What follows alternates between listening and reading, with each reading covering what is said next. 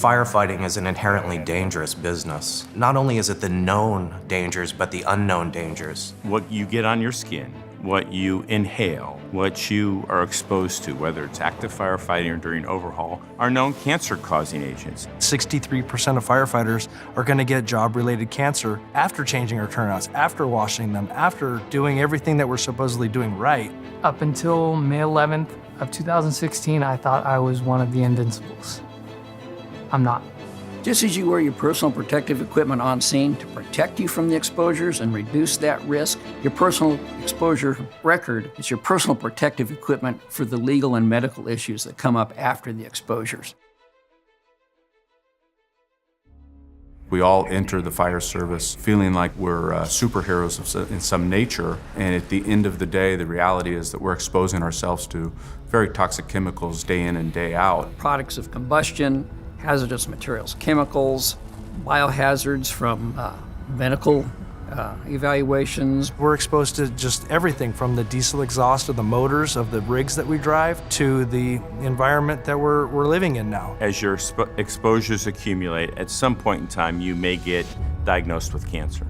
That is the wrong time to be trying to figure out where you were on the job, what exposures you had, as you're trying to work through a workers' compensation claim. To get people compensated within the system, we have to prove the case up. The burden's on us. And with exposure reporting, we can actually help alleviate some of those challenges and make it a lot easier for the applicants to get compensated. The personal exposure reporting system allows firefighters one place to document their information. It allows them a place to then go and find the information, and it actually summarizes the information.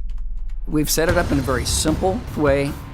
Check boxes, drop lists, very easy to get through. Incident response, date of the incident, type of the incident, type of the exposure you've had, any symptoms that you had. You just go through a series of windows and click on what those things are. Probably takes less than 5 minutes, if that. The CPF exposure reporting system is the members' reports. They control them. They use them the way that they see fit. They're not available to the employer, so they can't be used against the employee, which is extremely important.